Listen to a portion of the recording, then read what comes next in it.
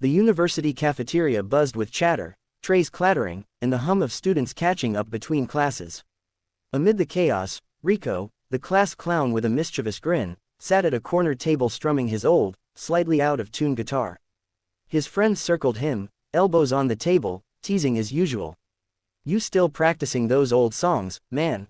Why don't you just stick to pop like everyone else?" laughed Miguel, nudging Rico playfully. Rico smirked. "Old songs have soul, my friend. You wouldn't understand." He picked up the tempo, adding exaggerated Elvis-like hip swings and dramatic hand gestures. A few students passing by stopped, chuckling at his antics. "Bro, if you're so good, why don't you challenge Elvis?" shouted Lena, slamming her hand on the table. The table erupted in laughter. Rico paused mid-strum, eyes wide with mock horror, then slowly raised a finger to the ceiling. "Challenge, Elvis? Are you serious?" "Totally serious," Miguel said, tears in his eyes from laughing so hard. "Go on, record it. Post it, let the king hear you." Rico rolled his eyes, but his phone was already out. He set it up, framed himself with a faded Elvis poster pinned on the wall behind him, and theatrically pointed at it. "Elvis Presley," he said, his voice dripping with playful arrogance, "I challenge you to a singing duel." He exaggerated a wink and a little hip thrust, then dramatically strummed the last chord. Everyone around the table doubled over in laughter, capturing the moment on their own phones. Little did Rico know, this tiny joke, this playful challenge, was about to explode far beyond their cafeteria. Within hours, his video went viral. Comments poured in from people across the world, some mocking, some amazed. A joke meant for laughs was suddenly heading straight towards something none of them could have imagined. Rico sat in his small dorm room, staring at his phone in disbelief. Notifications were exploding, hundreds, then thousands, then tens of thousands of comments, likes, and shares. His joke video, recorded as a silly stunt in the cafeteria, had gone viral overnight. Some comments were hilarious. "This guy thinks he can beat the king." Others were more serious. "Wait, he actually sounds like Elvis." Rico scrolled frantically, a mix of laughter and panic bubbling inside him. His friends called and texted, unable to contain their excitement. Then came the email. Rico nearly dropped his phone. The subject line read, "Your Elvis challenge has been noticed, audition invitation." He opened it, eyes widening as he read, "Hello Rico, we saw your viral Elvis challenge. We think you have incredible potential. We'd like to invite you to audition for the national talent stage. Please respond immediately if you wish to participate." He blinked, rereading it. "Wait, this is real," he muttered aloud. The room felt suddenly too small, the walls closing in as reality sank in. His friends were on speakerphone, voices overlapping in excitement. "You're kidding," Miguel shouted. "You're actually going to perform in front of real judges." I didn't even think anyone would care," Rico admitted, nervously tapping his fingers against his desk. Lena laughed, though her tone was full of awe. "Dude, you're going to shock the world, or crash spectacularly. Either way, this is going to be insane." Rico sank back in his chair. A joke, a silly dare among friends, had transformed into a real-life stage opportunity. His heart pounded with anticipation and fear. For the first time, he realized, this wasn't just a joke anymore. It was the beginning of something much bigger, something that could change his life forever. The backstage area of the massive auditorium was a whirlwind of lights, wires, and last-minute rehearsals.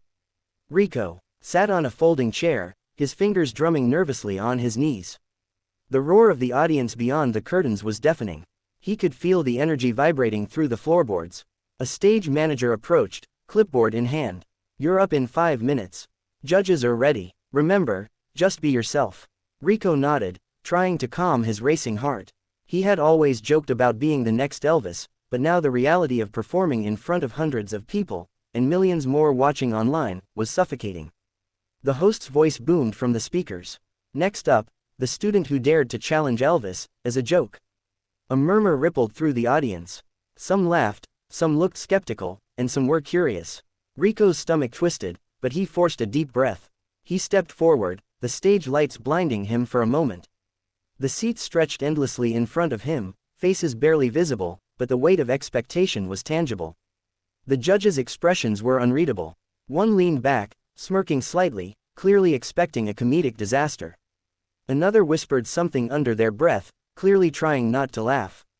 The skepticism in the room was almost palpable. Then the music began. The familiar opening chords of "Can't Help Falling in Love." Rico gripped the microphone, closed his eyes, and let the notes flow. His voice, unexpectedly rich and warm, echoed through the auditorium. The room went quiet, every eye fixed on him. His nerves melted into the song, his body swaying naturally, connecting with the music rather than the audience. For the first time, Rico realized this wasn't about a joke anymore. This was about proving himself, not to the world, not to the judges, but to himself.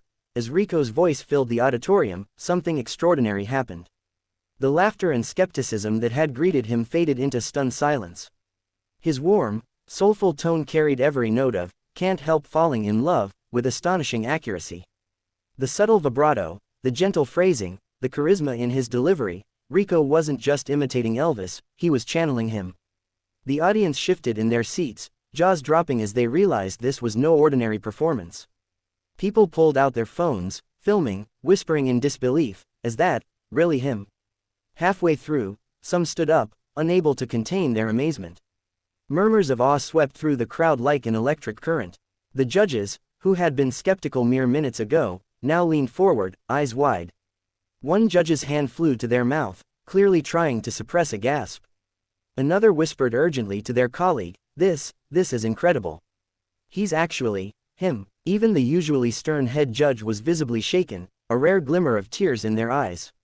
Rico, feeling the energy shift, allowed himself to smile. His nerves had transformed into pure exhilaration.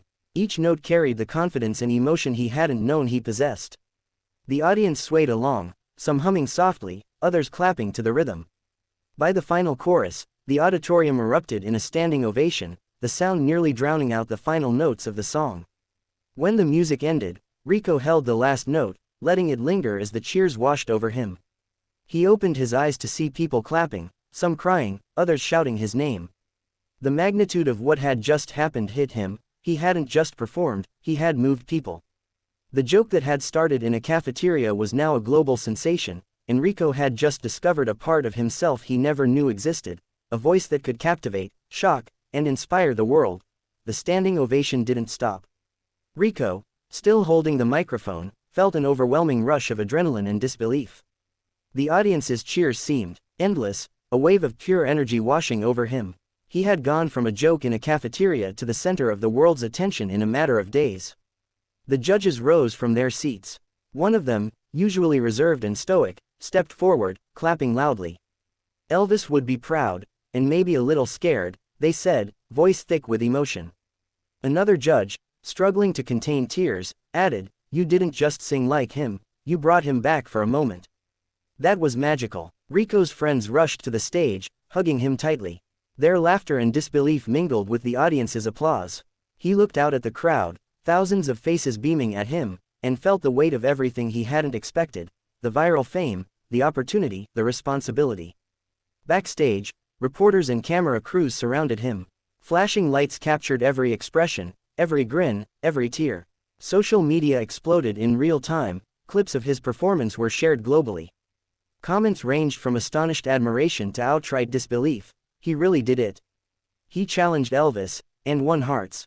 Rico stepped away for a moment, closing his eyes and taking a deep breath. What had started as a silly joke, mocking the king for fun, had transformed into a life-changing moment. He realized that talent, courage, and a little humor could carry him further than he ever imagined.